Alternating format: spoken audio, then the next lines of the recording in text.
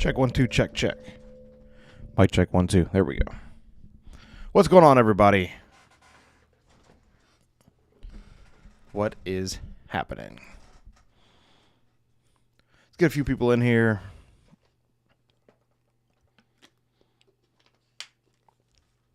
See who shows up at a earlier ending time. So maybe we'll get a few more people in today. Who knows? Check 1 2. All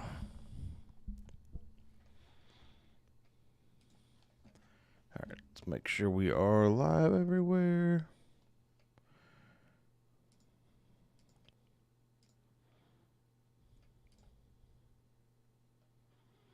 Twitch looks good. YouTube looks good.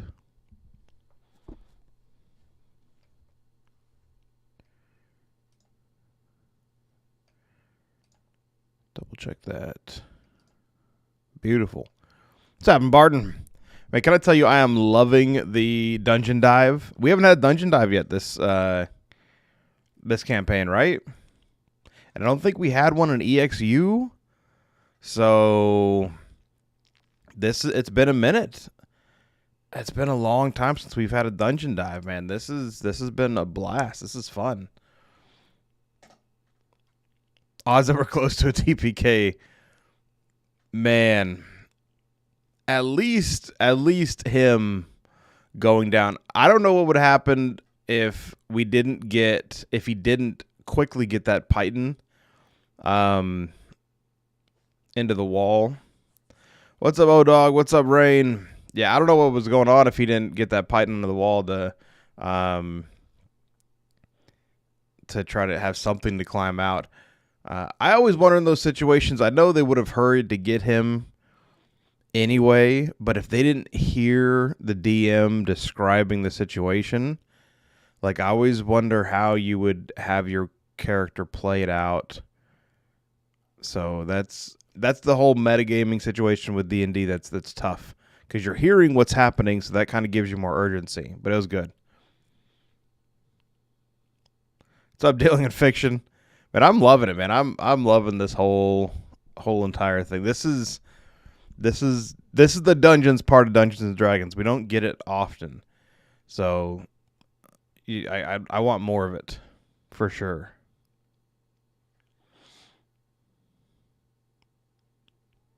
The first trip to Dressar was a small dungeon and campaign too. I feel like the end kind of had a few. Like the whole lead up kind of had a few dungeon aspects to it, but it didn't really feel like a dungeon. But it had some aspects at least. This is the first time I'm really feeling, like you said, in a long time. I mean, man, what episode was that first trip to Dressar?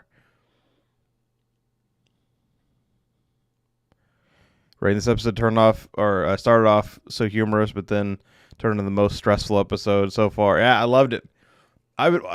The last few episodes have felt a little light. So I'm happy to get some urgency, some stress, like the last half of this episode. What up, Crixie? The last half of this episode, I was happy to get finally a little bit of tension, right? Some urgency. That's good. Surprised Fern didn't steal everything. Plus, Fern's too worried about fishing something. Best one's book, whether it's a replica or the real thing, they should have grabbed that thing. Yeah, I'm with you. That is, I think if Fern wasn't so stuck on using the fishing pole, then that probably would have happened. Probably would have happened. All right, getting some people in here.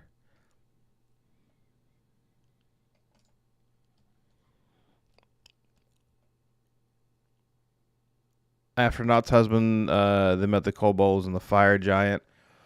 Yeah, so I mean, technically, on that one, they were in a dungeon, like they were going down a tunnel, right? And then they go into a big room with giants. It still didn't feel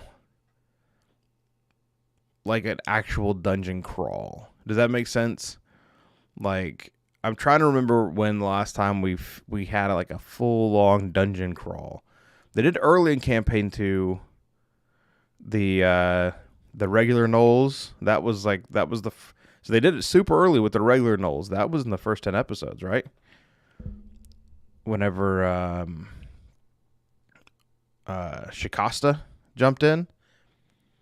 But yeah, no, it's good. It's been a minute.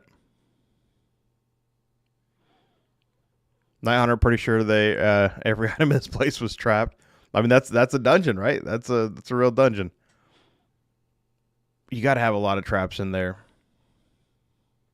Yeah, so sometimes you just need to fish. I'm right there with you. Reminder that the other group should still have an invisibility potion.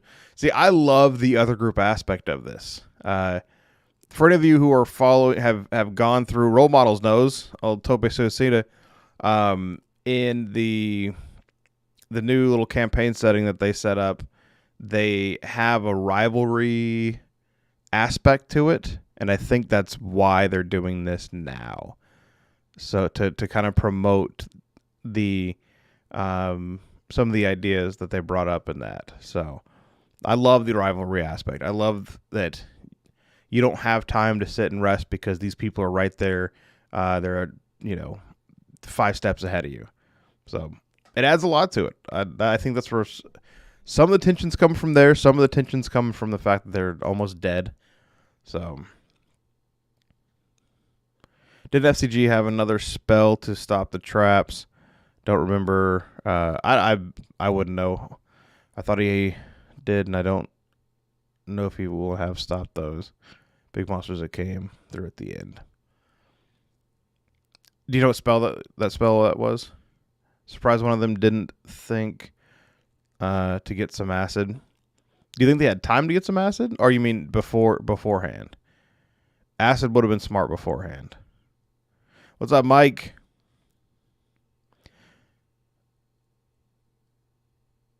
Nice to be back. One of these economics classes really not giving me hope for the future. Pay attention. Pay attention.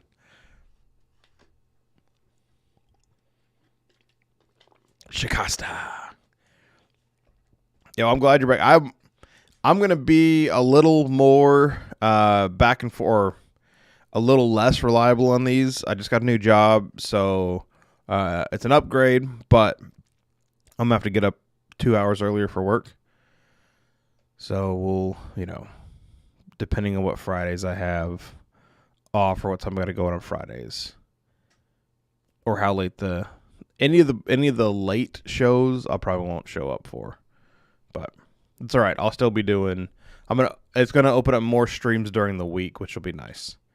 So I'll probably be getting home 2 hours earlier, so I'll be able to do some streams during the week. Regular gnolls. I still remember that. It was I need to go back through. I'm almost done with campaign 1. I got like 20 more episodes, and then I'm gonna go back and watch campaign 2 again just for fun.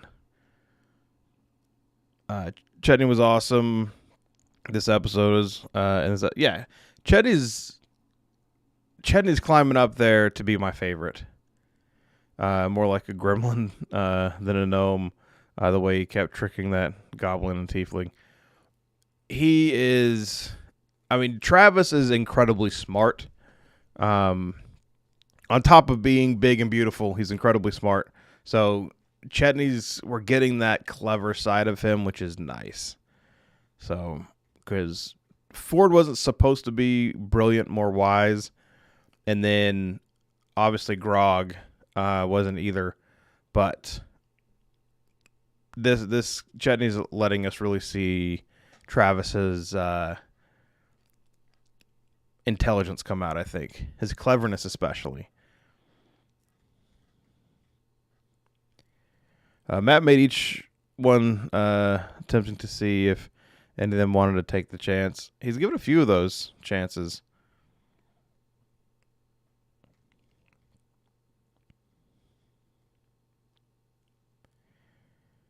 They tried to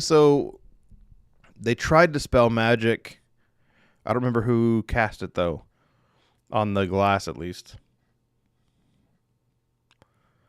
They spent a bunch of resources on that glass, man. What do you think? What do you think they're gonna have to do to get through the glass? I feel like it's something more in the room. They didn't inspect the room. Like inspect the room. Like is there a book, a shelf, a movable torch, something that'll open it up? What do you guys think? Fern had a lot of clutch moments this episode. Yeah, so Fern is the other one in my top two. Right now, she's hanging on to that number one spot, and Ashley's just killing it with Fern. The fishing line tripwire, yeah. But hey, Ellie, good to see you. Good to see you. You don't think it's not glass? It's like a crystal of some sort. Yeah, I think you're probably right. I think they're obviously you got to try a couple of those things, but I don't think he's going to have the main thing go away with a dispel magic or a fire spell. So, yeah, fire, ice, force. They're definitely not going to Rain. They're definitely not going to get it through traditional means. I think with everything else in this episode, I think you have to be a little more clever about it. But I wonder how long. I wonder how long they have between actually recording these. Either way, they're going to have a few days or a week to really consider how to get this thing going.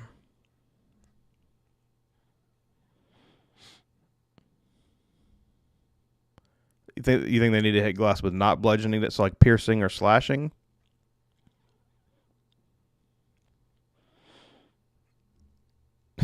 Even safety glass would have cracked after Ashton's hit. Yep, ask Elon Musk. Reinforced glass or crystal. So how do you guys think that they drop it, get rid of it? The glass was cracking? I thought he said slightly damaged. But the way they combine magic, ice, then fire, that would actually make it stronger. Yeah, the fire, unless it's very, very, very hot, would probably just reforge it. But he just said slightly damaged, so yeah, I thought they tried. Somebody said, I think it was Laura that said, freeze it, then hit it. But then somebody used the fire too. Yeah, the magic didn't really do anything. I think they definitely have to think outside the box for this one.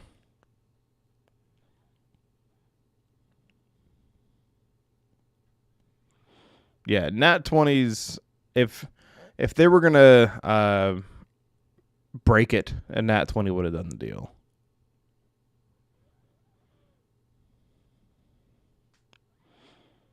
Did he say it was cracking? Did I may have missed that. Did anyone else hear that it was cracking? Nice. Don't think outside the box. Think outside the glass case. Think outside the bun, most importantly. Yeah, no, please explain to us wizard lock there, OG. What does that mean? Orm tried hitting it with his dagger, so I don't think it was piercing. I don't think it's damage. I don't think it's going to go through with damage. I think they're going to have to do, like I said, find something, some trigger or something to release it.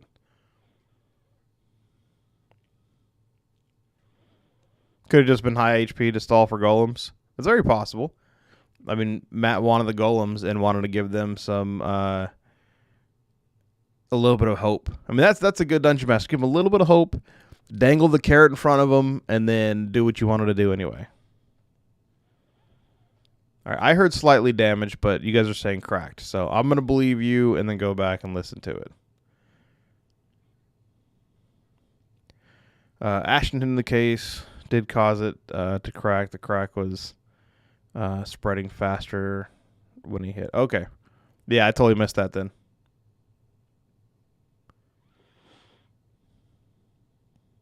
There you go. If Orm only hit it with a 12.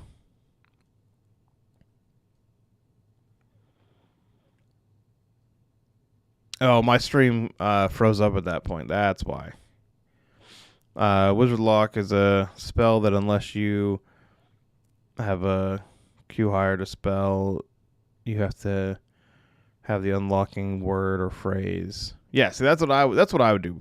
Word or phrase under, have it bolded or underlined in a book, or have all the books in a shelf, all the first letters are capitalized and that spells it out. Do something tricksy with it.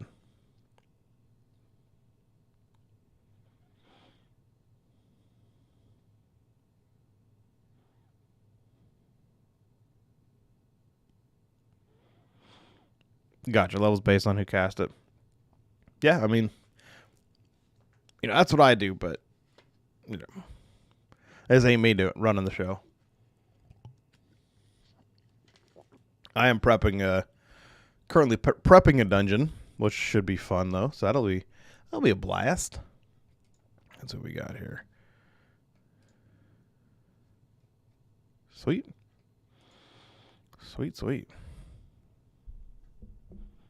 But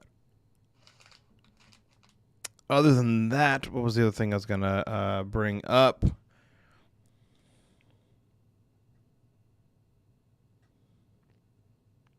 How's y'all's weeks been? It's been 2 weeks since we got together. This will be fun though. I'm excited. Once they get if they get the item, do you think it's like Portkey jumps them out, or do you think they have a bunch more dungeon to go? What would you do? Because at first I thought it might be a diamond case, but they did actually damage it. Yeah, so it's cracked, but Matt did say slightly damaged as well. So, I mean, maybe just has a high HP. I think that'd be kind of boring though. Like, don't give in to him, Matt. It's magic resistance and can only be done with physical damage because now with the golems, that physical damage type will have to focus on golems and not attacks. That's smart. Distract them with all the people that can do physical damage that have to do against the golems. Trick golems to attack the case.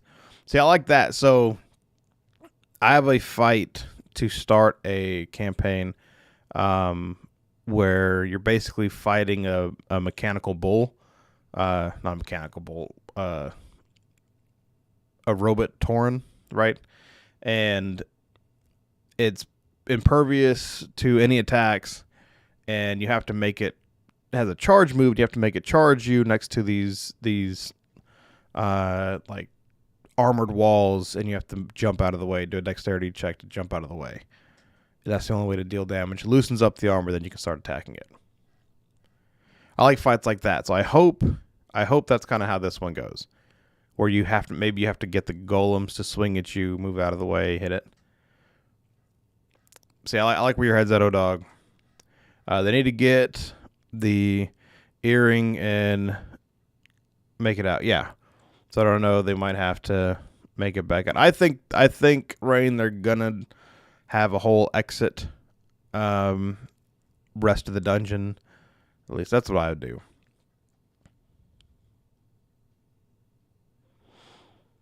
Imogen can command the golems to attack the case. So her command spell is just one word. I don't know how you would get that. There are spells, I don't know if anyone has them. There are spells that allow you to give like a full sentence, but what sounds like Gears of War? Am I stealing from something without even knowing? There's a word for that. Parallel thinking, right? They use it a lot whenever stand-up comedians steal jokes without realizing it. I only played Gears. Man. Jeez, that's so long ago. I only played Gears like a little bit, so I don't know much of their fights. I do like stealing stealing boss fights and ideas from video games, though. I think there's some video game mechanics that work great with D&D. Might just have her point it at the case and tell them free. That might work. I mean, if alphabetize works, right? Why not this? Break would work.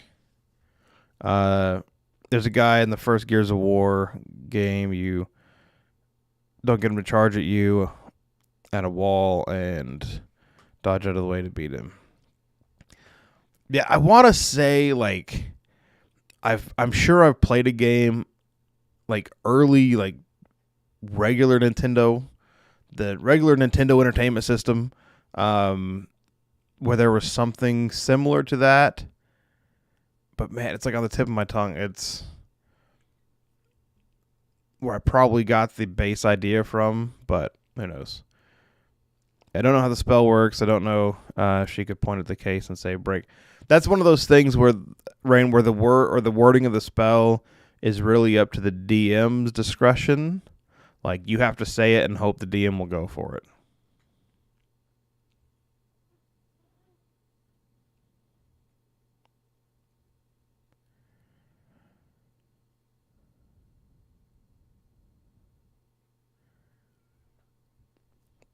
Three Pharaoh Tower.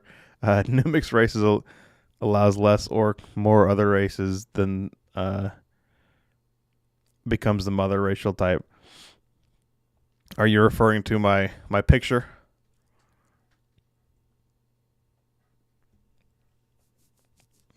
I mean, gradually, sure, it might work, but that's a large leap. That, by the way, that's a 3.5. That's the first player's handbook I ever saw, and I still like. I wish they would do this again. It's blurred out, but you can see they have like a height scale, and it kind of shows you the heights and sizes between the different races. And I always appreciated that. I wish they would have done that with 5e, but 3.5. I need to go back and play 3.5 because I think I'd like it. Yeah, Crixie's half orc in real life. So Crixie, is that true? Is this meme more true than not? Is it based in truth?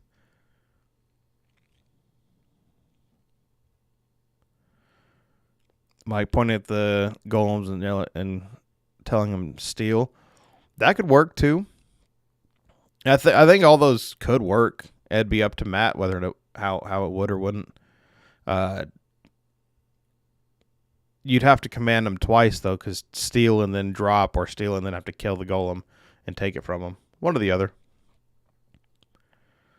Wonder if you could control spell earth if you could control the golems. Are they earth golems? Did they say what kind of golems they were? I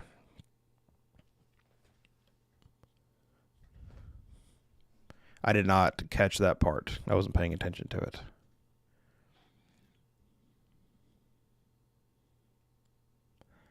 Yeah, I thought it was funny. I liked it.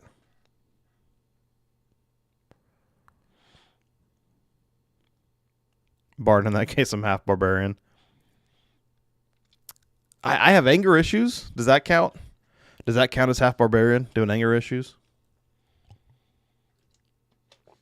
What do you think will happen if they lose the challenge? I have an idea of what could happen, but it's based off of one moment that happened in Hexam. I think if they lose the challenge, I don't think anything happens. I think that even if they die, I don't know if they're going to let them die. Like, think about it like the one-shots where they bring them into a certain situation and they die in the one-shot, but the characters don't actually die. It's just kind of part of the game. I wonder if that's the case here. Like, I wonder if they die if they die in this place. Did they mention that? They might have said it. I may have missed it. I've apparently been missing a lot of things. So,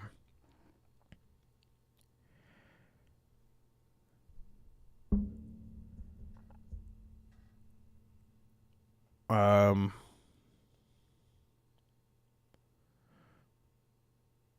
talking about the minifigures were brown? Could have been. I think there's like clay, there's metal, there's flesh golems. So I mean, there's tons of different types of golems. It just depends on which ones they are. Yeah, thanks, Mike. Yeah, so maybe they're clay, and that's just the color of the clay available. Yeah, if clay, then I, as a DM, if you tried to control Earth on a clay golem, I would let you do it.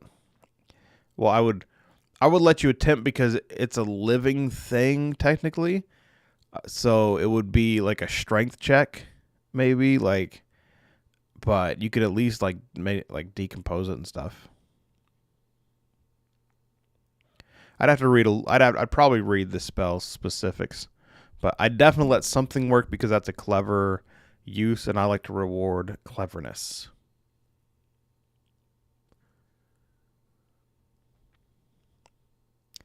They may well end up bound as a group of Hexam if they don't win. Yeah, what was there a wager at the start? Like, what was? I thought this was to like prove something. The museum guy said traps were mostly non-lethal. All right, that might be important. Yeah, controllers. It could work. If I was a DM, I'd let it work some way. But again, it's not just Earth. It's going against a moving strong creature. So there would be some check involved somewhere. I don't think Yvonne is going to let them die. I thought he said non-lethal, but he could be lying. Yeah, see, that's what I'm thinking too. If they fail, they just fail, right? They don't. I don't remember any kind of wager going on, but who knows? I think the golems are clay or made of earth/mud, use fire, harden their bodies, and then smash. I like that idea. Clay heats up at a very high heat, though. Trap them in a kiln. That's what you got to do. Trap them in a kiln. Will control Earth require a saving throw by the golem? Either saving throw or a contested. Because I don't know what would the save be. Constitution. I would probably go their contested strength versus the person's spell modifier. Gelatinous Cube was terrifying. Yeah, I loved it. I haven't seen Gelatinous Cube used that way, where it's just the floor. Like, I've always seen it. You're in a hallway and the cube's moving towards you. What do you do? Matt, let Travis survive. If you usually walk into a gel, you die as you're consumed.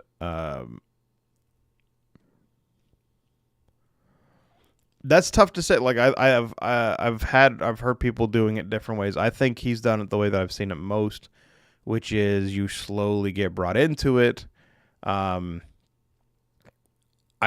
really think that little Python thing saved his life because he had something to grab onto, because everything else was greased up. My favorite was a gingerbread golem from a published adventure from 2E. That sounds amazing. I'd be down for that. Do a little Christmas one shot with a gingerbread golem. Okay, this is to pay off Ashton's debt. Well, then they're gonna have to pay it off some other way. Yeah. This is like their test, though, right? Like they're testing to get to the job, or is this actually oh no, this is the job. This is a reward. Okay.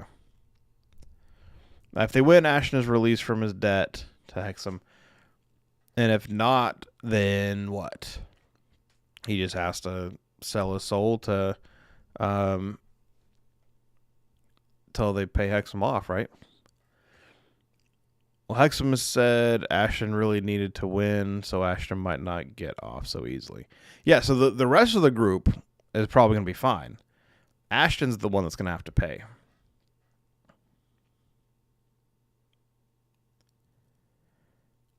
You think, yeah, FCG might be. That's good because Hexam was really intrigued by FCG. If they lose, she'll take FCG to pay off the debt because she was interested in him. Yep. Yeah, no, I remember it. Good call, Rain. I like that. Combined magic. Fern and FCG use their fire. Imogen uses telekinesis to try to contain it, and then Ashton smashes it. I like combined attacks and stuff like that. I usually reward them. I still think I would make this something you had to figure out over do brute force with. Then again, a lot of folks are after FCG. Yeah, they definitely are. Want him to want to study him. So I really like how Matt's doing that. I'm a fan of how Matt is making him special. Like everyone notices it. Everyone loves it. From I think it was episode 1 that Leonin dude was just enthralled with him whenever he was eating the copper. So from episode 1, they've been slowly pushing this little by little, a little bit here, a little comment there, and I've really enjoyed that peppering of plot. That's really well done. Tip of the hat to Matthew Mercer on that one. I've been thinking about that since the moment Hexam took any interest in SCG. Just thought she'd want to have them. Yeah, I think it's a solid theory. Gonna pull a Scanlan Terry if they lose, and Ashton FCG has to pay off the debt. There's definitely gonna be some tricksiness going on if they lose, or Matt will just use it to set up some big dangerous thing they have to do.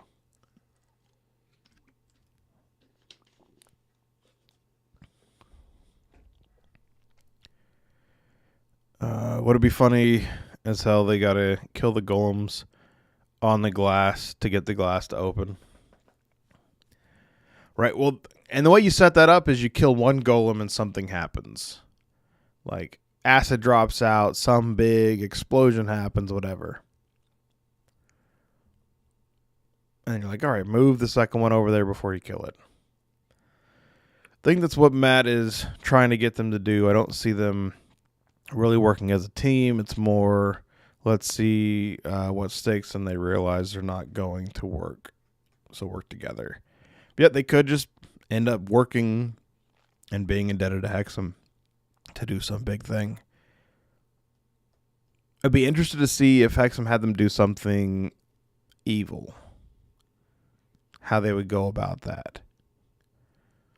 Other than Fern, I don't think Fern would care, but the rest of them seem to have a little bit of a good side to them, right? I'd have to go through and look at all the alignments to say for sure, but pretty sure they're all good. I think if Hexam does take or try to take SCG, it will be a really interesting character arc moment for Ashton. What about the golem's glowing eyes?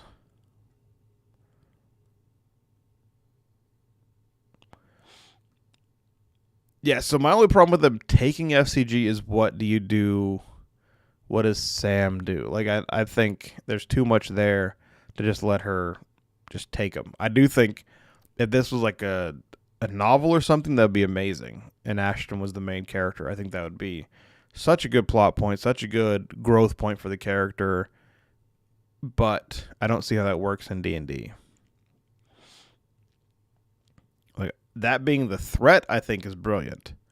Like, go Suicide Squad, put some mark on FCG, and they did marks in season 1 and campaign 1. So right before the big, the last dragon boss battles. So do something like that where FCG is marked as her property until they pay off the debt. Those could be the key to opening the glass box. Yeah, the eyes could definitely be. Something inside the golems is always a good thing, a key. I've been doing a lot of not a lot. I just did another escape room last weekend, so I have that and kind of stuff in my head. If you haven't done an escape room, go do them. They're tons of fun. Get like 4 people. Lots of fun.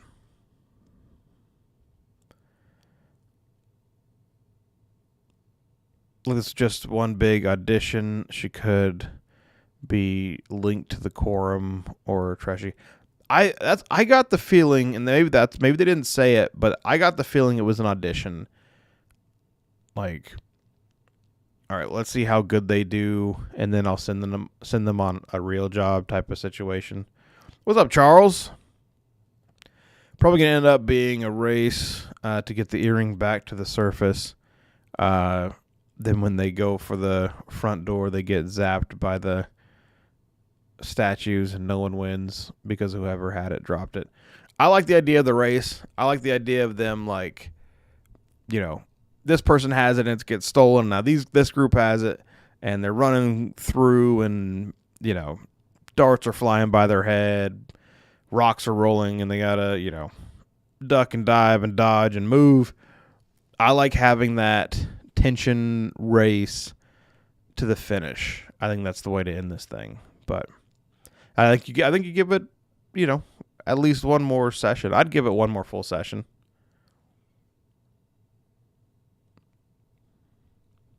Because then we have one more session before they take a break, right? Is it one more they take a week break, or is the next one the week break? Be 14, 29. Yeah, so they should have one more session, then a week break.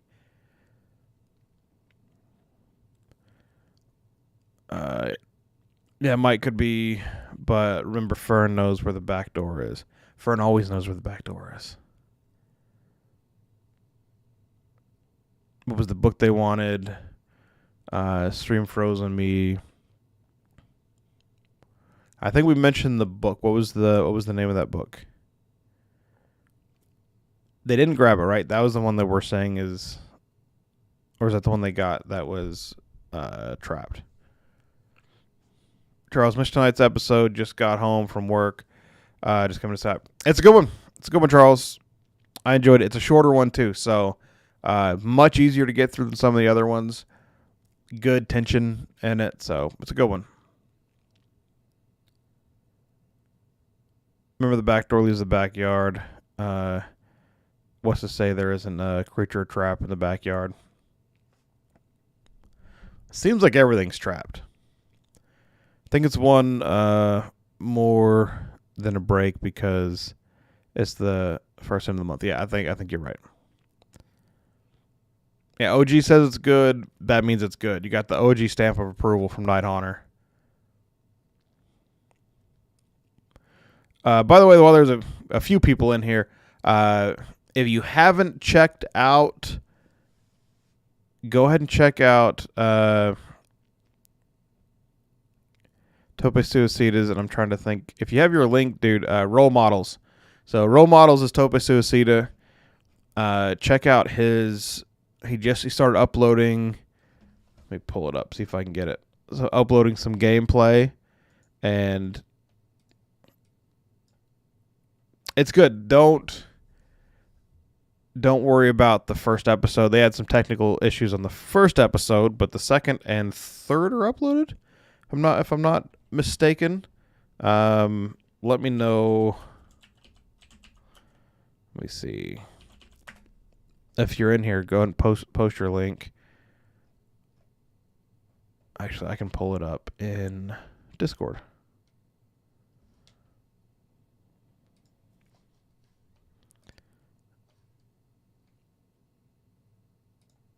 Give me a sec. All right, so he's running Call of the Netherdeep. So if anyone was wondering about Call of the Netherdeep, then here I'll post the link. I believe this was the YouTube one. Can I post a link in here?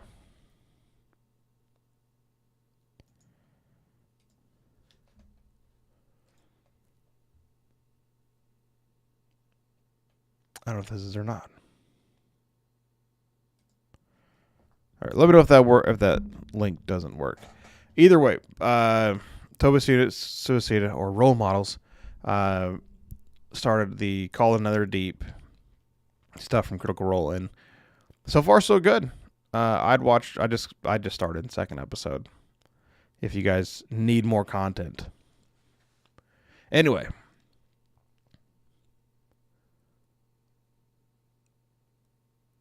Get back to the chat.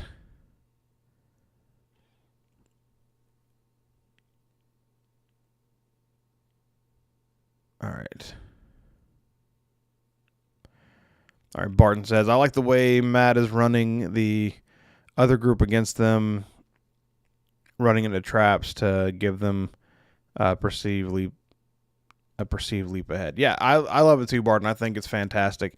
Like I was saying, the Call of the Netherdeep, the new stuff that just came out, they have a rivalry system that is really solid. And I think that's kind of what he's hinting to. I think that's what he's kind of pulling from, is the system, because he put it together. He made it up.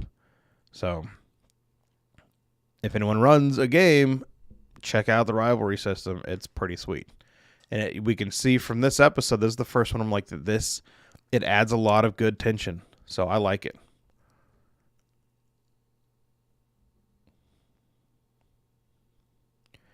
Was it as fun as the EXU Poodle? That's a good question. I haven't finished. I watched the first episode, and I didn't finish the second episode. I need to go back and watch it. Did the poodle end well? It is weird that the poodle and this happened kind of at the same time, right? They still would have to pass the statue to get through the front door, right? Yes. Because Chet triggered the trap going into the paintings. I believe so. Mike thought we'd get more deep lore stuff from the museum, like the rest of Pervin Skeleton or the deck of many shapes and colors by Krog Strongjaw. Yeah, there was definitely a spot to tell us something, maybe something obscure that would come up later, but maybe they'll return to it. It felt like it was more trying to set up the heist, right? Old guy stamp of approval. All right, good. Charles enjoyed the EXU Poodle. I gotta finish it. I've been just incredibly busy, so I did get the first one done though, or the first episode done. If they went that way, Rain, yes, but Fern knows about the back door, and while there's a chance the backyard is yet another trap, it's away from the statues, which they know about already. Right, that's what it is, right? The devil you know versus the devil you don't know. They know that there's a trap already, so why not go the back door and try to avoid the trap they know about and expect a trap to be there? I'm with you. You guys see D&D Beyond is now part of Wizards of the Coast. Yeah, I don't know what that changes. I'm happy about it. Maybe we'll get some. I mean, the integration's been pretty nice already. I really have no problems with D&D Beyond. So the integration's already been super nice. Maybe, yeah, I don't know. I don't know what that helps. What do you guys think? That'll be a big deal, or they're just kind of getting control of it?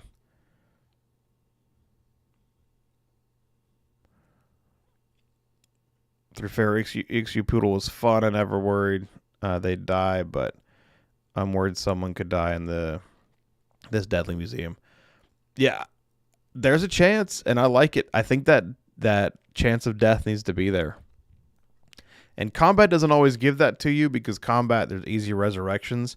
You can do deaths in dungeons that are not easily resurrectable. And this is the time you want to kill somebody, because this is the only time you're going to kill someone they're going to stay dead.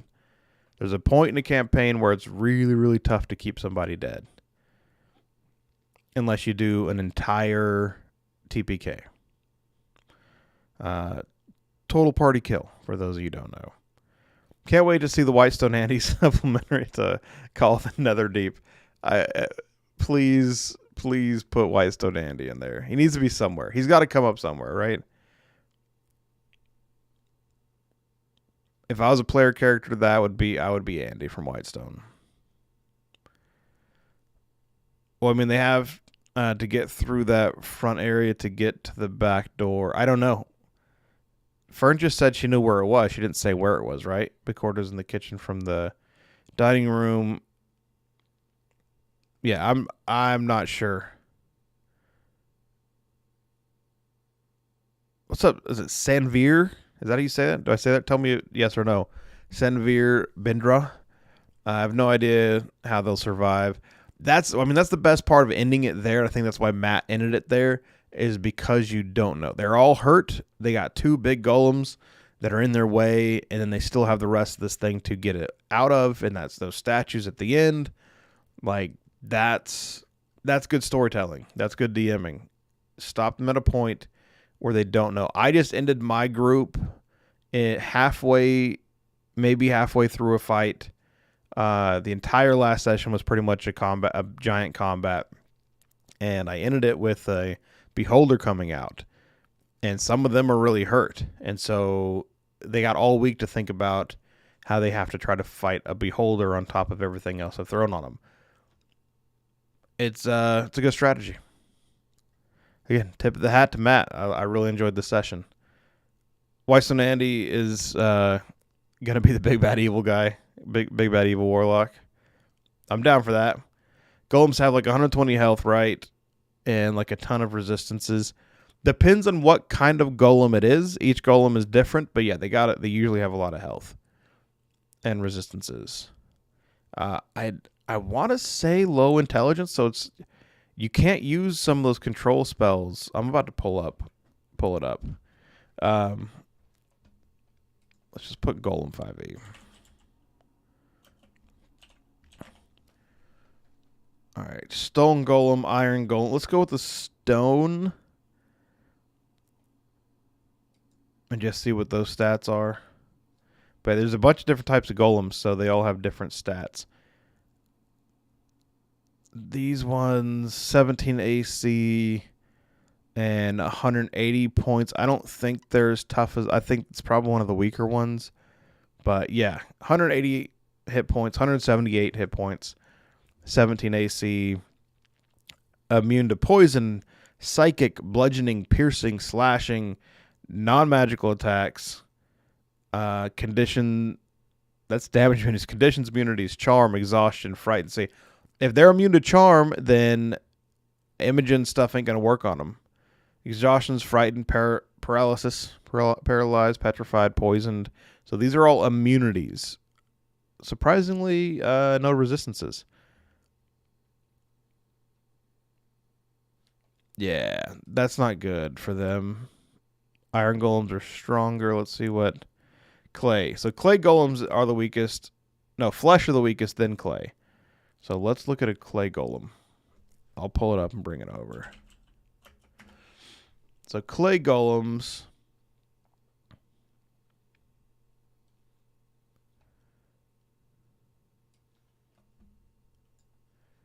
See if you guys can see that.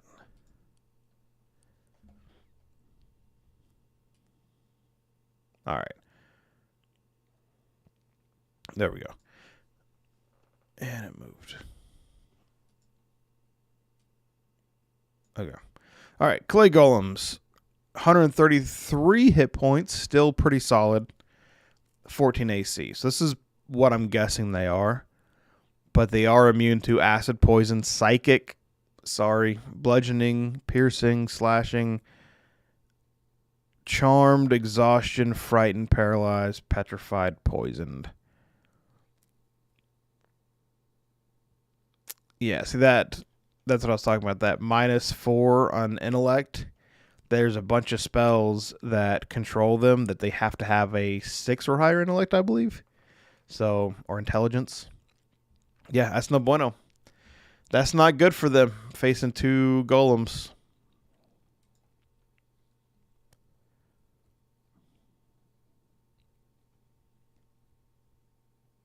So yeah, good call, Sanveer. Good call on that.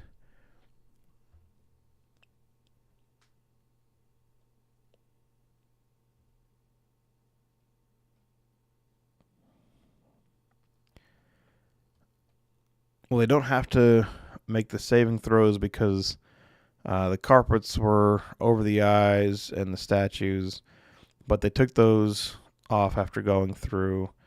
Well, at least they know about it now, so they can figure something out before they get there. They just got to see what they have left over. Like their spells are going to start running low, and resources are running low already. Like I said, I could be wrong, but I think going through any of those doors, uh, it just depends on how Matt wants to play it. Honestly, easily forgettable detail. Well, that's what I love about these chats, man. Is we got people who catch different details. Like I caught low damaged, you guys caught cracked with the glass, and that's a big difference. But both were said, both were important. That's why these group chats are good.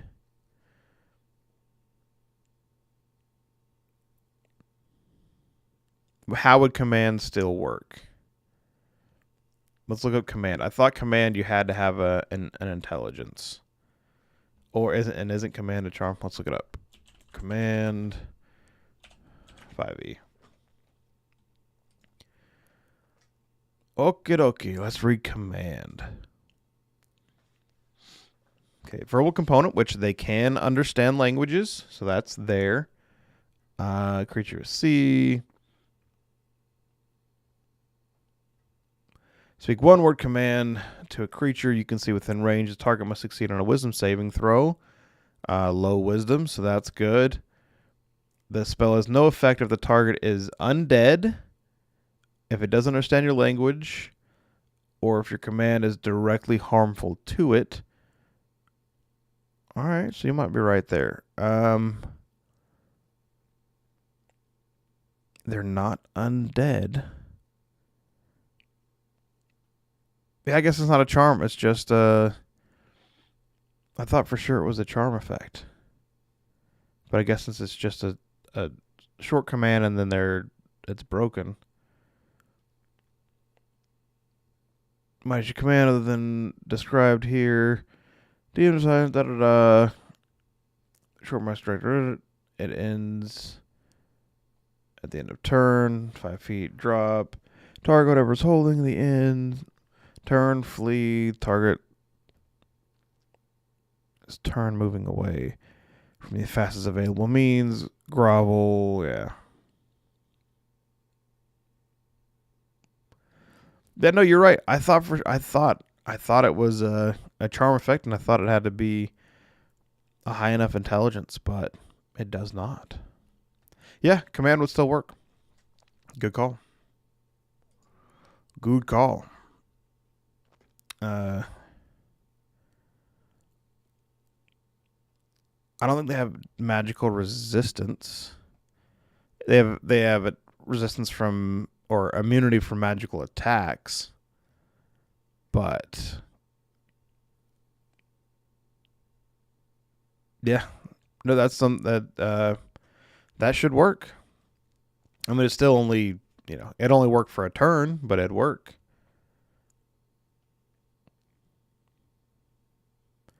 All right, slam attack. Melee weapon attack plus 8 to hit. One target hit, 16 to bludgeoning damage. The target is a creature, must succeed. Costs a saving throw, maximum hit point damage. Target dies. What about the slam attack?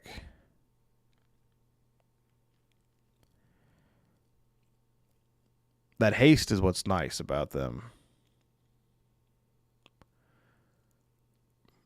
I get the golem to use the slam attack. I mean, I don't know if the slam attack would work better than Ashton's weapon. They have advantage against spells. Where do you see that?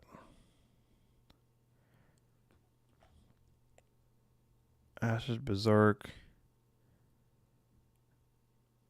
Mutable form. Golem is immune to any spell or effect that would alter its form. That's not it. Magic resistance. There you go. Golem has advantage on saving throws against spells and other magical effects. Okay. It would have advantage on the wisdom saving throw, but it's got a -1 to wisdom. So, it might help. It might work. I don't know what her spell save is. Yeah, good call, OG. So command spell could work, but it does have resistance against it. So has advantage, but the wisdom is a -1. So that'd be fun to watch.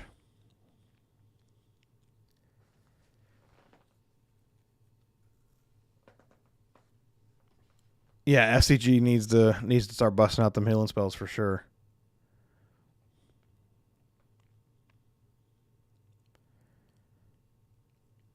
I'll have to pull up Imogen's character sheet and see what her spell save is.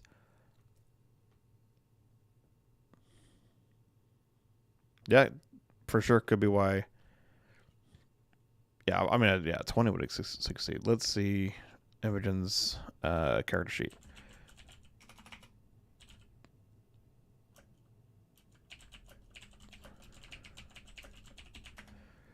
All right.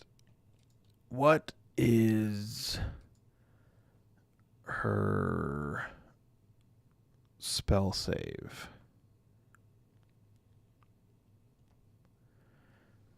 I'm not seeing it. So they're level 5 now?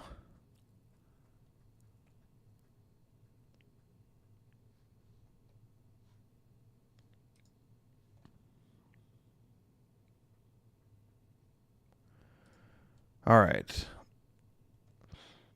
Imogen.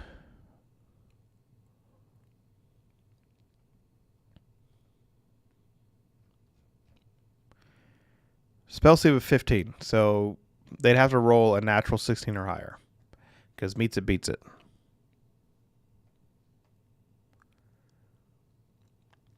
So yeah, so there's someone do the math. So it's 25%, but you have advantage. So does that make it a 50% chance? I don't know how that works. How does I never took statistics. How does that work? Where it's a 25% chance of you rolling it, but you get to roll twice. Anyway. Yeah, it could work.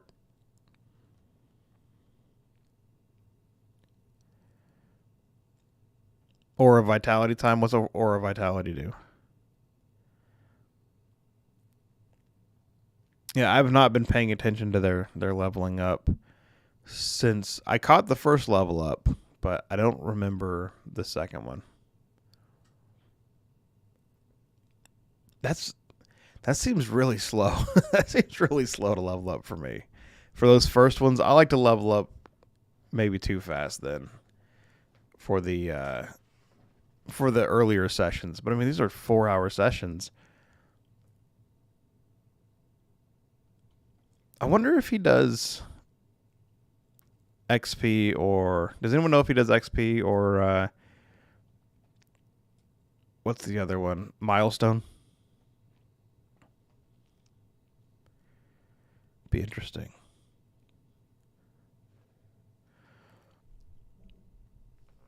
For sure. But yeah, all right. Well, he does Milestone. I do Milestone as well. I've heard some really good arguments for XP, but Milestone's so much easier in my opinion. And unless you're gonna let some people level up faster than others, I think it's the best way to go. Thanks, Crix and Charles. All right. Well, hey, I'm gonna unless someone else has any questions, I'm going to end it here in a second. I will do a character creation thing on Sunday. I'm going to try to do a map. So I did a little map creation thing, and it actually got like 4 times the views of my normal character creation stuff. So some people had mentioned my maps talked about my maps from the one shot and were interested. So I'm going to go through the basic map making process. So if anyone's interested in that, I'll do that during the week. I'll post something about it in Discord and on my channel. So, but I appreciate you just showing up. I love the episode. It was super fun. Wanted to make sure I jumped in here with you.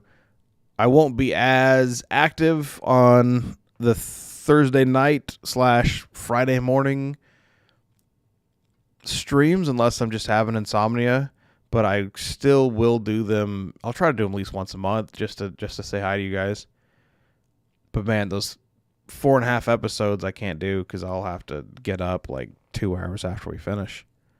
So, but nice seeing everyone. Appreciate you guys. I'll see you during the week for sure. I actually have some stuff to clip from here, which should be fun. Last week I didn't find a ton of stuff. And transitioning jobs, I was just like, I'll take a week off from doing that. But appreciate you guys. Love the theories, and we'll catch you later. Good night or good morning.